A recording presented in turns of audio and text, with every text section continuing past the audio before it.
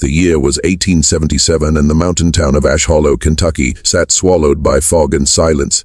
Coal dust floated in the air like unspoken sin, and the graveyard on the hill was the only place that saw more visitors than the church. When the last town physician, Dr. Randall Mears, died from the fever that swept through the valley that winter, Ash Hollow was left to God and guesswork. Women birthed their babies alone. The sick either recovered by miracle or disappeared quietly into the red clay. So when a stranger arrived one morning in late March, pulling a creaking black cart with a coffin tied across it, people looked up from their porches and crossed themselves. His name, he said, was Elias Crow, a mortician by trade, but also trained in the art of birth. No one quite knew what that meant, but the way he said it, calm, respectful, certain, made people believe it might just save them. Elias was a man of about 40, with hair black as a crow's wing and eyes that did not blink often.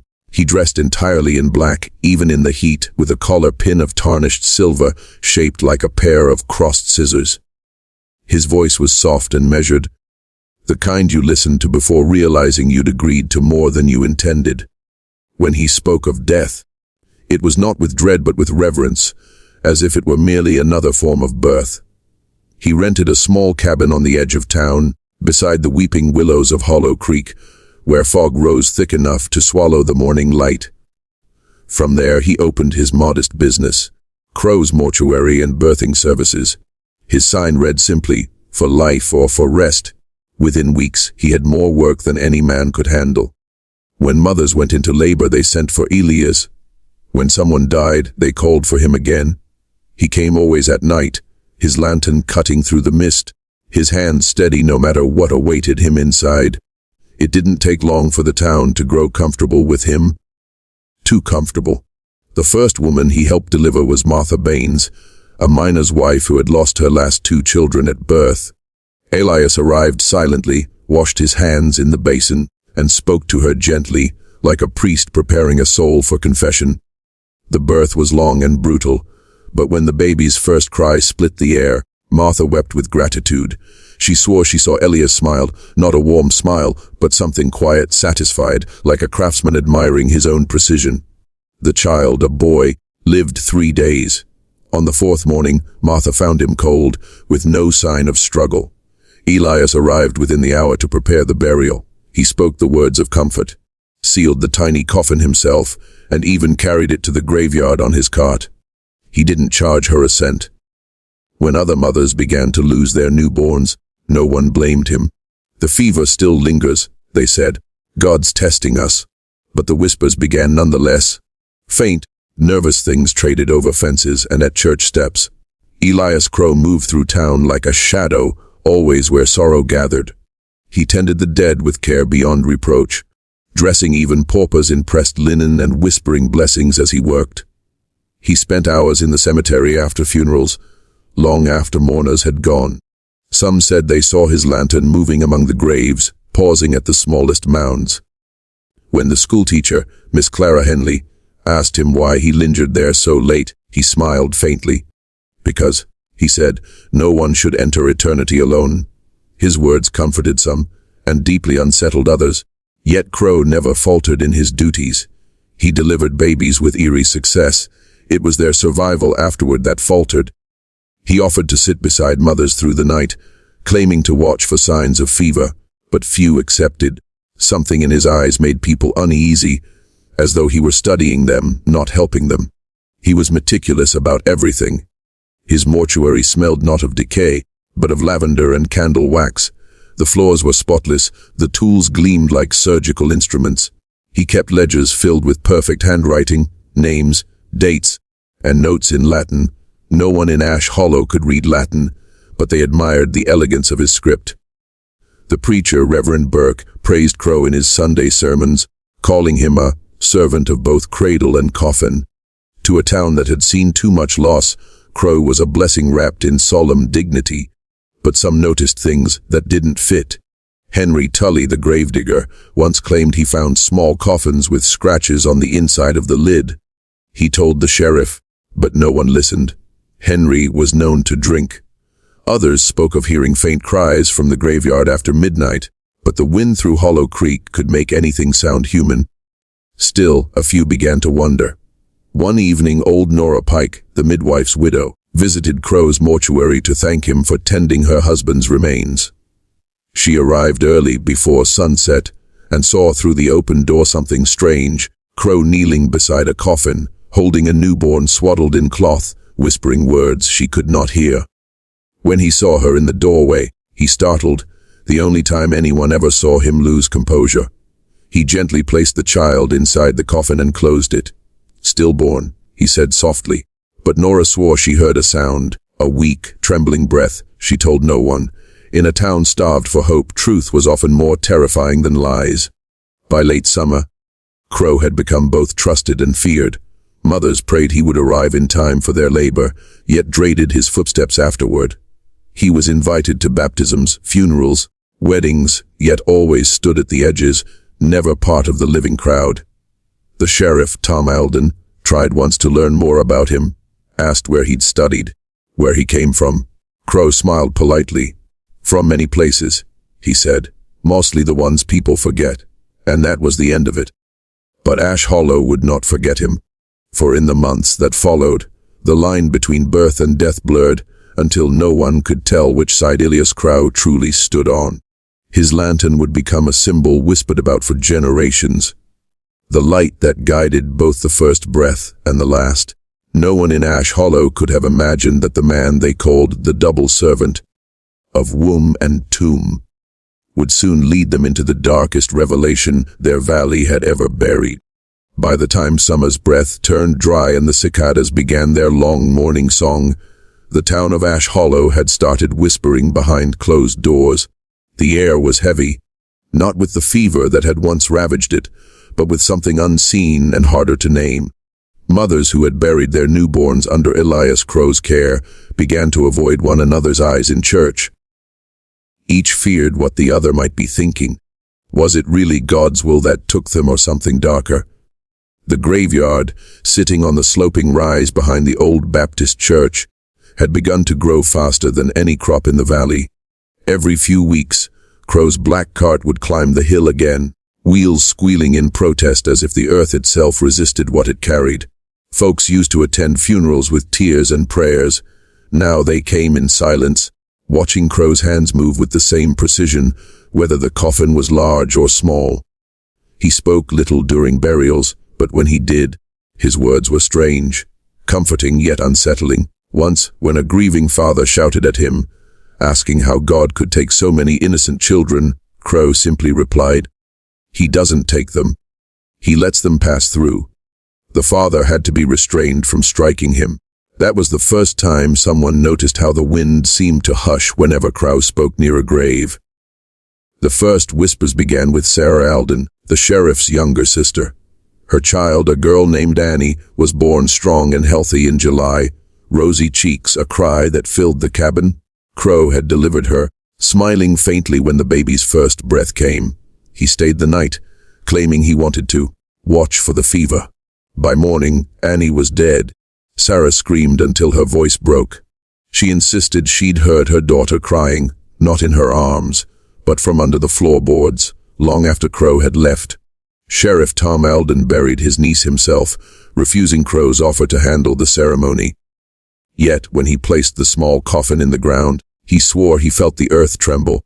A week later, a farmer named Ephraim Cutter told folks that while passing the graveyard at midnight, he'd heard crying, faint, muffled, and desperate. He thought it was an animal until he noticed something impossible, several small mounds of dirt shifting, as though the ground itself were breathing. When he returned the next morning, the graves looked untouched. He went to the sheriff, trembling, but Alden dismissed it as drunken fancy. Still, he couldn't shake the memory of his sister's words. She cried from the floor. Ash Hollow had always been a superstitious place, built on faith and fear in equal measure, but these whispers began to divide it. Reverend Burke told his congregation not to listen to gossip. "The devil," he said, "feeds on fear more than flesh." Yet even he avoided the graveyard after dark. Meanwhile, Crow continued his work as if nothing had changed. He delivered 2 more children that month, both dead within days.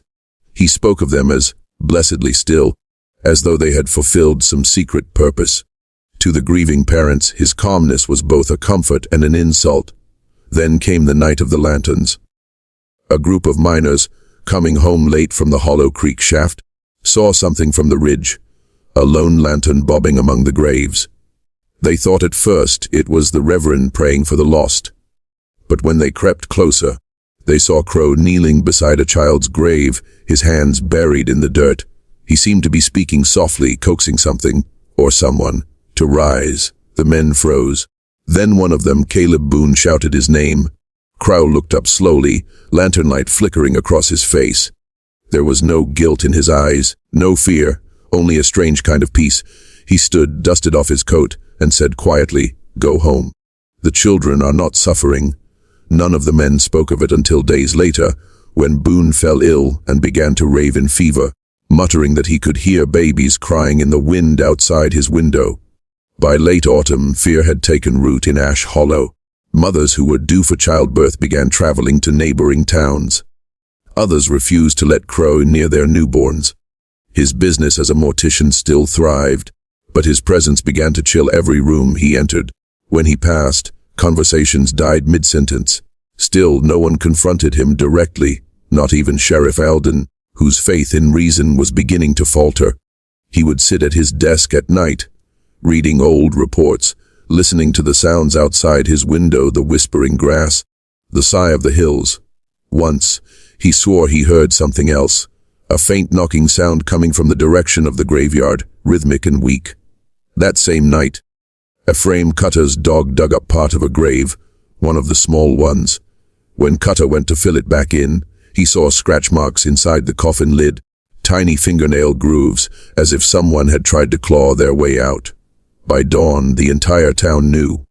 Crow was summoned to the sheriff's office the next morning. He came without hesitation, carrying his black hat in his hands, as calm as ever.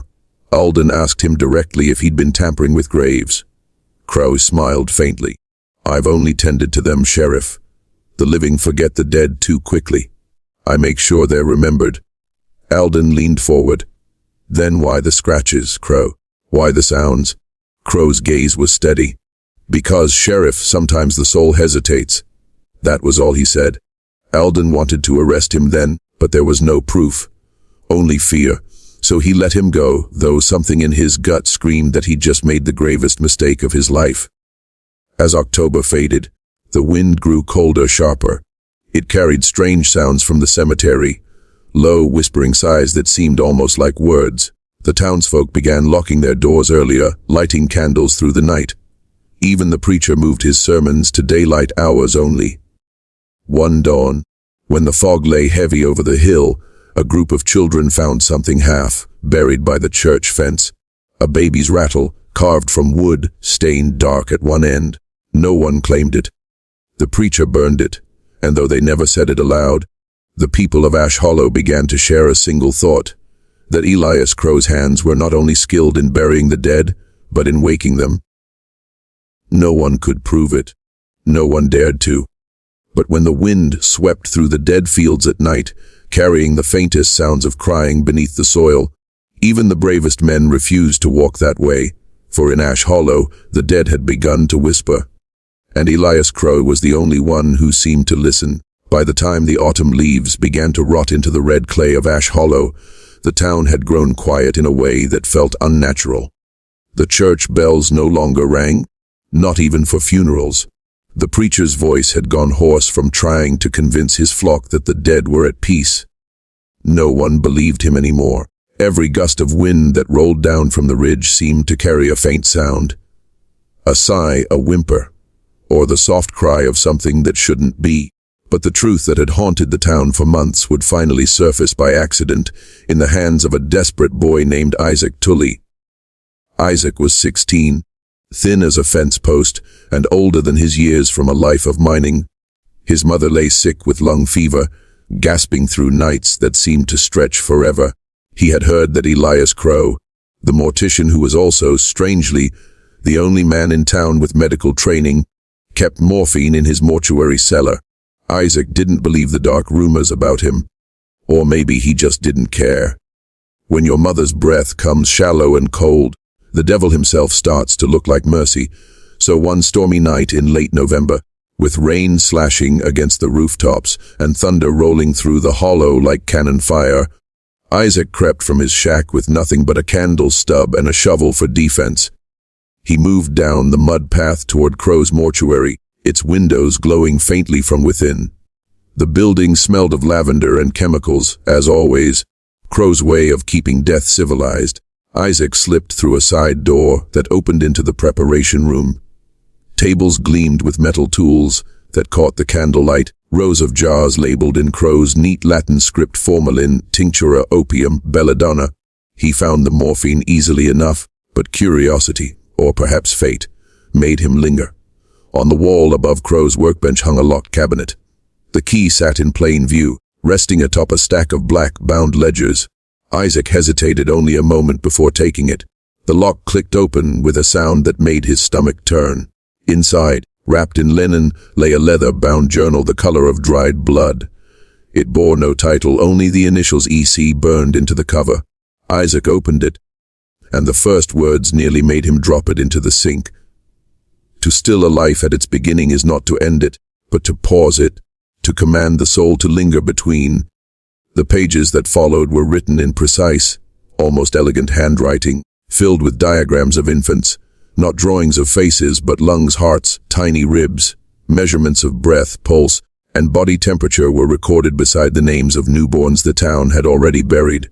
One page read, subject MB, male, first cry successful, stilled at 9 minutes, revived at 14, failed subject expired at 16, soil temperature 42 GF, premature burial. Another, subject AA, female, vital signs, ceased. Heartbeat resumed faintly upon retrieval, lasted 27 seconds. Progress. Each entry described an experiment, clinical and detached. Dates matched the deaths the townsfolk had mourned for months. Crow had not simply buried those babies. He had killed them deliberately, believing he could call them back. Isaac's hands shook as he turned the pages. Intermixed with the medical notes were fragments of thoughts. Manic, almost holy. The body remembers how to live. Death is not a wall but a door. I have found the hinge. If only they would let me finish my work. One child must awaken. And then, a chilling passage written across an entire page in blotched ink. I have heard their cries beneath the soil. The transition is real. The second breath will come. Isaac stumbled backward, the candle trembling in his hand. He wanted to run, but then he noticed something at the bottom of the journal. Drawings of small coffins, labeled with burial coordinates, each marked, retrieved. Beneath one of them was the name Annie Alden, the sheriff's niece. That was when Isaac understood. Crow wasn't content with death. He was testing life itself, using the dead children as his proof. A noise upstairs froze him in place. Footsteps, slow and deliberate, descending the creaking stairs. Isaac slammed the cabinet shut, clutching the journal to his chest. He doused the candle and hid behind the embalming table just as the door opened. Crow entered, lantern in hand, his face pale and calm as always. He spoke to himself in a low murmur. Not yet, the next must be perfect, a vessel born without sin, without corruption of brissing. He moved toward a small coffin resting on the table, lifted the lid, and revealed a newborn's body wrapped in linen. Isaac pressed a hand over his mouth to stop a gasp.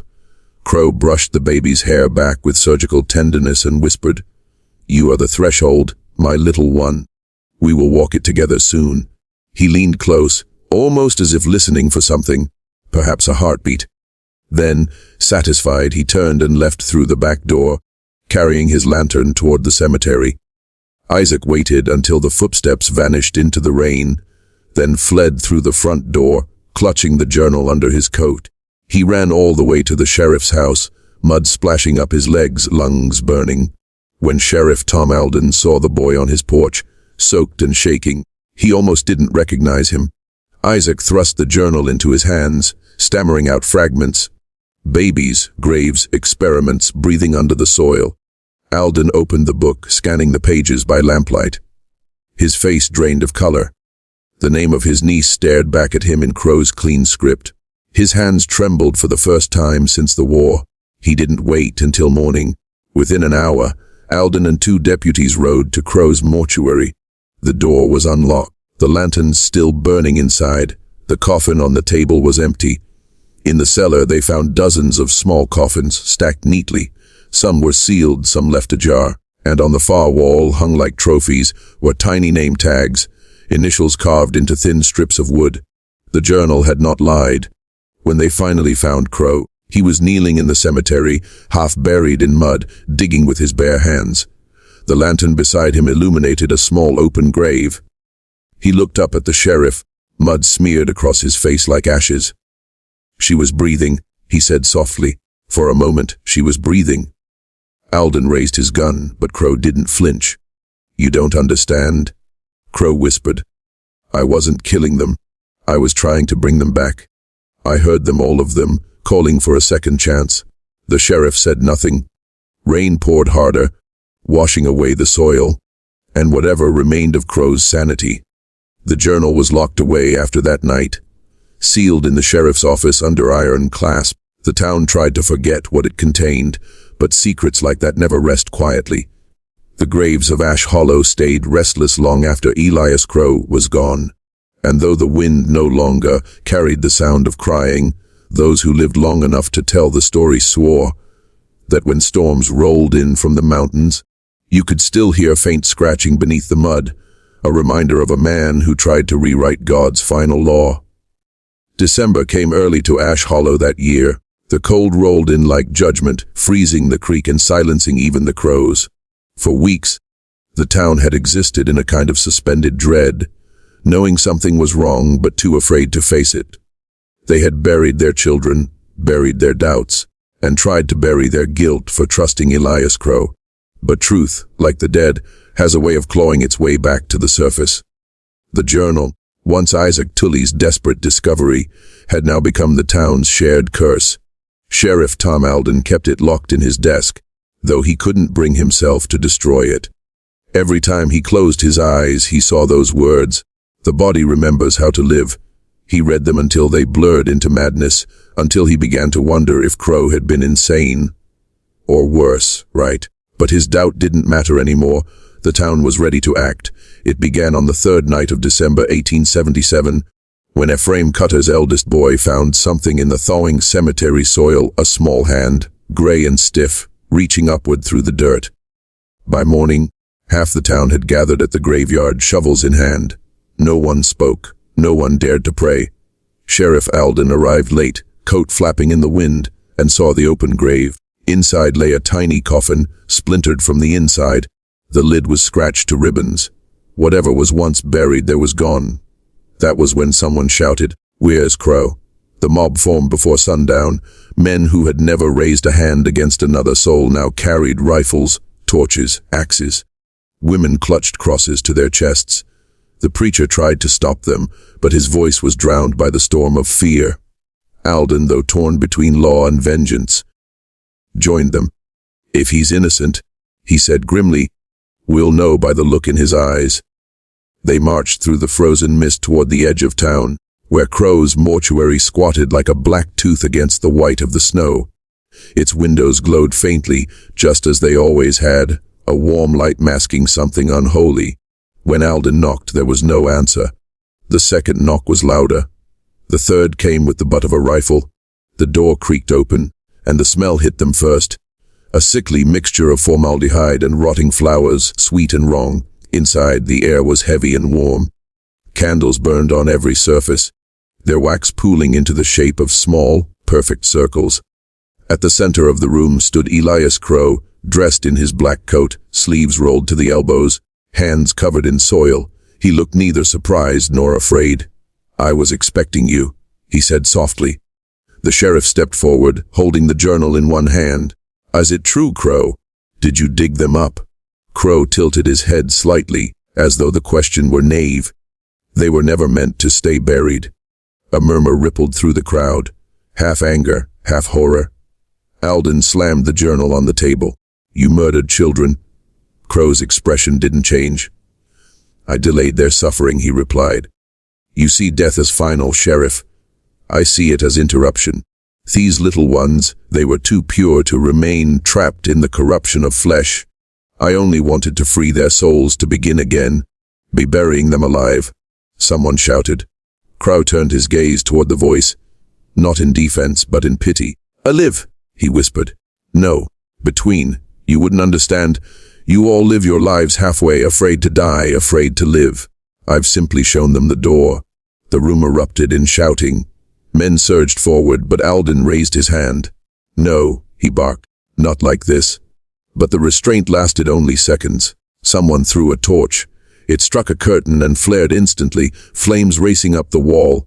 Crow didn't flinch. He stood amid the growing light, the fire painting his face in shades of gold and crimson. "You think to burn away the truth," he said. "Go ahead. Fire can cleanse flesh, but not what's been proven." Alden grabbed him by the collar, shoving him against the table. "Proven, what, damn you?" Crow's voice dropped to a whisper. "That there's life under every grave you've dug. You just never had the courage to listen." The heat grew unbearable. The mob began to panic. Someone kicked open a door leading to the cellar, shouting that smoke was coming from below. Alden followed, dragging Crow with him. What they found beneath the mortuary froze every man in place. The cellar was lined with shelves, each holding tiny coffins stacked like lumber. Some were open, filled with half-decomposed remains. Others were sealed tight, and in the far corner, illuminated by flickering firelight, sat a long wooden table covered in jars, bones, and pages torn from the same journal Alden had locked away. On the wall above the table hung a series of sketches, not of death, but of life-returning babies sitting up, eyes open, breathing. Each image was labeled, "Attempted Resurrection." Crow's voice echoed softly in the room. They weren't ready. Their souls lingered too long. But one will return. I've seen it in my dreams. The sheriff turned to him, his voice breaking. "You've damned yourself, Elias." Crow smiled faintly. "No, Sheriff. I've touched eternity." The fire reached the cellar steps then, roaring like the voice of judgment itself. The men fled, dragging Crow outside as the roof began to collapse. Snow fell hard, steam rising where flakes met flame. The mortuary burned to the ground, sparks flying up like the souls of the lost. Alden ordered Crow locked in the town jail. He refused to let the mob hang him that night. "He'll face the Lord's justice come morning," he said. But when dawn broke, the sheriff found Crow dead in his cell, sitting upright at his table, hands folded neatly in his lap. A bottle of embalming fluid lay beside him, half empty. His face was serene, almost smiling. On the wall above him, scrawled in his own blood, were his final words. "The second breath is not for me. It is for them." The townsfolk buried Crow in an unmarked grave at the edge of the cemetery, far from the children he'd killed. The preacher refused to speak over him. The wind howled that day, tearing through the dead fields, scattering ashes across the graves. When the last shovel of dirt fell, Sheriff Alden turned to the crowd and said quietly, "Let him rest, if he ever can." But in the nights that followed, some claimed to see a flicker of lantern light moving through the cemetery, faint, patient, deliberate. Others swore they heard him humming softly, the same hymn he used to sing while preparing bodies. The mortuary was gone, but Elias Crow's legend had already rooted itself in the soil of Ash Hollow. He had tried to master death, and in doing so, had made sure no one in that town would ever sleep easy again. And though the flames had consumed his journals, Sheriff Alden would never forget what he read in those pages, the cold certainty, the faith of a man who believed he had seen what no living soul should. Sometimes, when he passed the graveyard on his nightly rounds, Alden thought he could hear faint knocking beneath the earth. Not ghosts, not wind, but something else. Something remembering how to breathe. The winter of 1878 was the longest Ash Hollow ever endured. Snow blanketed the graves, silencing the whispers that had tormented the townsfolk for months. The mortuary had burned down to its stone foundation, and the blackened ruin stood as both a warning and a wound, a scar on the soul of a town that had trusted too easily and questioned too late. Elias Crow was gone, but he was not forgotten. His unmarked grave sat apart from the others on the edge of the cemetery, neither tended nor desecrated. No one dared to go near it, though children whispered that sometimes a faint heat rose from the soil, even in the dead of winter. For a time, Ash Hollow lived in silence. The church stood empty. The bell, cracked during the night of the fire, never rang again. Families shuttered themselves indoors. Mothers slept beside their infants, waking at every sigh or rustle, fearing the darkness that had once taken so many. The town was alive, but it was not living. Yet even in the deepest frost, something began to stir, not horror, but healing. It started with Sarah Alden, the sheriff's sister, who had lost her baby girl Annie. For months she had refused to leave her house, her grief turning to bitterness. One dawn in February, she walked alone to the cemetery. Snow crunched beneath her boots, and the cold air bit at her cheeks. She stopped at her daughter's grave, the mound now smooth beneath the snow. There were no flowers, nothing grew in the hard ground of winter. But Sarah knelt anyway, brushing the snow aside with trembling hands. She whispered, "I forgive you, my love. You were never meant to stay." That night, she told her brother Tom that she'd felt something. Not a ghost, not fear, but warmth. Like the ground was breathing. She said quietly, "Not the kind of breathing that haunts. The kind that soothes." At first, he thought it was her grief speaking. But over the next few weeks, more mothers began visiting the graves of their lost children. Some went to weep, others to rage.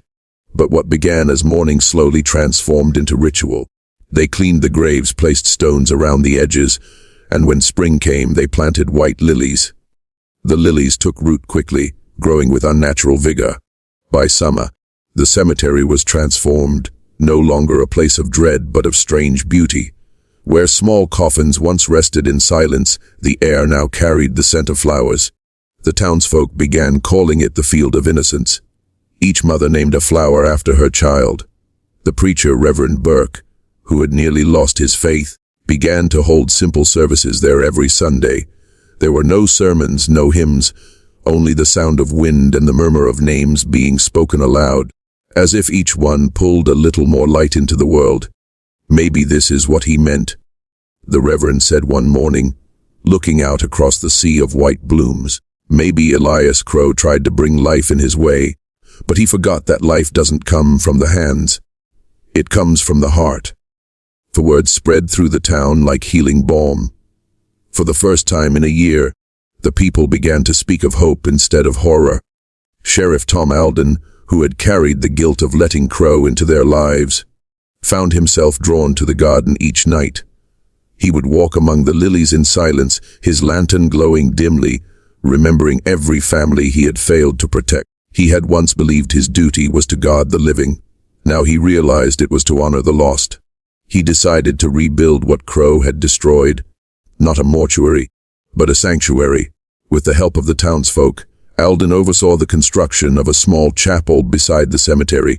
They built it from the charred remains of Crow's mortuary beams, not out of reverence, but redemption. The townspeople worked together, their grief transformed into purpose. Every nail struck into wood felt like an act of defiance against the darkness that had claimed their peace. When the chapel was finished that autumn, Sarah placed a plaque on the door that read, "For the children who sleep beneath the lilies, and for the hands that now heal instead of harm." It became the town's first hospital, a place for births, for healing, and for faith reborn. As years passed, Ash Hollow changed. New families arrived, drawn by the coal mines and the quiet beauty of the valley. Few outsiders ever knew the full story of what had happened there. The Field of Innocence became a place of pilgrimage for mothers from nearby counties. They would bring flowers, say prayers, and leave with lighter hearts. Every spring, on the anniversary of the fire, the townsfolk would gather in the garden at dusk. Children would release white lanterns into the sky, one for every name engraved on the memorial stone near the chapel.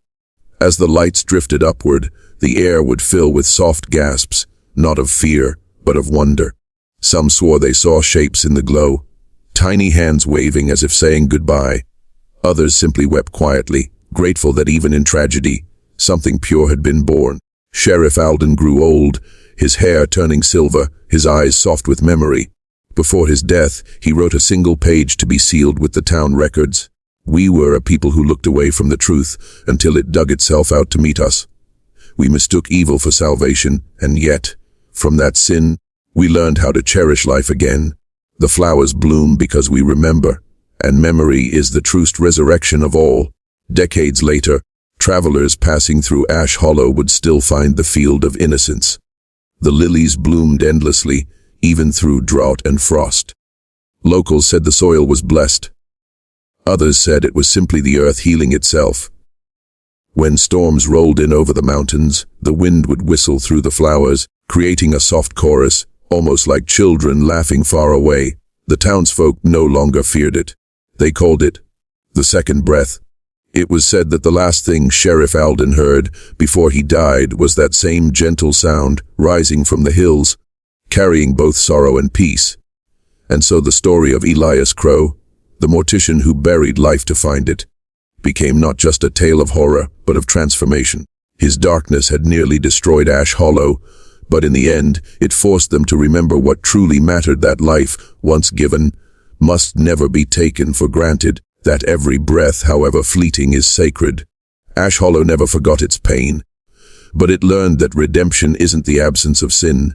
It's the courage to grow where sin once took root. And on quiet nights, when the lilies swayed under the moonlight, the people believed they could hear their children whisper through the petals. Not cries this time, but a lullaby, a promise that they were at peace. A century has passed since the last snow fell over Ash Hollow's field of innocence, yet the valley still remembers. The air there carries a strange quiet, not emptiness, but reverence. It's the kind of silence that only grows where great pain has once been buried and where healing has taken root. Today, the town barely appears on maps. The mines have long closed, the railway no longer stops there, and most of the houses have surrendered to ivy and wind. Yet each year, a handful of people still come, historians, travelers, and mothers clutching photographs, drawn by stories that sound too tragic, too miraculous to be true. At the center of it all stands the Lily Chapel, rebuilt again and again over the years. Its wooden beams, first raised by Sheriff Tom Alden and the people he led out of fear, are now preserved behind glass, weathered but unbroken. The chapel doors are never locked. Inside, a single candle burns day and night beneath a brass plaque that reads, "Here we remember that light can be born from darkness, and that every child, once silenced, may yet speak through the living." Visitors often linger there, unsure why they've come, but few leave unchanged. In the archives of the nearby county museum, an aging historian named Clara Renford discovered a box labeled Crow, Elias 1877 to 1878. Inside were fragments, a charred pocket watch, a rusted scalpel, and pages of the Journal of Experiments recovered from the ruins of the mortuary. Clara spent months deciphering the faded handwriting. What she uncovered shifted the way history remembered the mortician. Elias Crow had not been merely a madman or a monster, though his deeds were monstrous. His writings revealed a man who believed, with terrible conviction, that he could force life to conquer death. He wrote of stillborn children, of breath fading too soon, and of his obsession with reviving it through natural reclamation. In one chilling passage he confessed, "If the earth gives life, then to the earth I return them, not as corpses, but as seeds. Perhaps one day they will awaken again, born pure." He had not sought to destroy, he had sought to redeem, but without mercy, without humility. His science had no soul. When Clara's article was published in the Appalachian Historical Review, scholars debated whether Crow was a misguided visionary or a killer beyond redemption. But for the descendants of Ash Hollow, it didn't matter. They had already chosen their truth. The past was not there to be excused. It was there to be learned from. In 1978, on the 100th anniversary of the fire, the town gathered for what would become the Festival of Light. Only a few hundred people lived in Ash Hollow then, yet nearly 1,000 came that night, many of them descendants of the first settlers. The ceremony began at dusk. Lanterns shaped like lilies were lit and floated down the creek, one for every name carved into the memorial stone. Some families had no records, no proof their ancestors were among the lost, but they lit lanterns anyway, because in Ash Hollow, remembrance was not a privilege. It was a duty.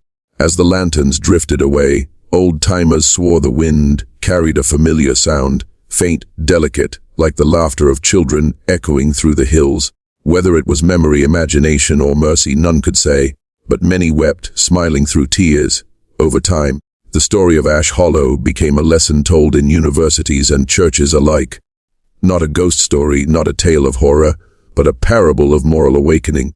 Professors spoke of Crow's downfall as an allegory for humankind's arrogance. The danger of believing one can control what should only be cared for. Pastors saw in it a message of grace, that forgiveness is not forgetting the sin, but refusing to let it define the soul. Even the state governor visited in 1992 to dedicate a new plaque beside the cemetery gate. It bore Sheriff Alden's final words written in his own hand. Evil taught us to fear the grave. Love taught us to bless it. Between the two we found faith. By the early 2000s, the town had dwindled to fewer than 50 residents. The mines were gone, the general store long closed. Yet the field of innocence remained immaculate, tended by a single caretaker, an old woman named Nora Bell, the great-granddaughter of Sarah Alden. She was 83, frail but sharp-eyed, and every morning she could be seen walking through the lilies with a watering can, whispering names. When asked why she kept tending the flowers even through her illness, she would smile and say, "Because when you water what once brought pain, it blooms into peace." Her passing in 2011 marked the end of the Alden bloodline, but her grave was the only one in the cemetery not planted with lilies. Instead, the townsfolk placed a small wooden cradle at its base, empty yet symbolizing every child who once slept beneath the soil. That cradle has never decayed. Rain darkened it, sun faded it, but it still stands, sturdy, eternal. Now, in the present day, the legacy of Ash Hollow endures not through superstition, but through service. The chapel operates as a free clinic for rural mothers. Volunteers come from miles away to deliver children safely, a gesture meant to rewrite the tragedy that birthed the town's legend. Above the birthing room hangs a simple inscription: "Life is sacred, not because it lasts, but because it begins." Doctors and nurses speak softly there, as if the walls themselves are listening. Some say they've heard faint lullabies when the wind passes through the cracks, though no one can find where the sound comes from. Every new mother receives a single white lily. They are told, "This flower grew from the soil of sorrow, and yet it lives." And so, each year, another generation is born under the watch of a story that began in darkness but ended in grace. Elias Crow's name, once cursed, is now mentioned only as a warning, proof of how easily good intentions can decay when compassion is replaced by control. His journal remains locked in a glass case inside the chapel's small museum. The final page is what visitors linger over most. It reads, "I sought to conquer death and found only despair. I touched the edge of creation but forgot the Creator. If any find these words, let them do what I could not. Let them love without condition." No one knows if he wrote those words before his death, or if they were added later by trembling hands seeking to redeem him. But perhaps that is the point. That redemption, like faith, is never certain. It must be lived, not proven. As twilight settles each evening, the field of innocence glows faintly white. Thousands of lilies swaying under the moon, their fragrance drifting down into the hollow. Travelers who pass by say the air feels lighter there, the silence deeper, as if something unseen still guards the place. And though Ash Hollow has faded into memory, its lesson remains eternal, that no sin is too great to be transformed, no darkness too deep for light to grow, and no death so final that love cannot speak through it. In the quiet heart of Appalachia, among the graves of the forgotten, life goes on, softly, humbly, and forever redeemed.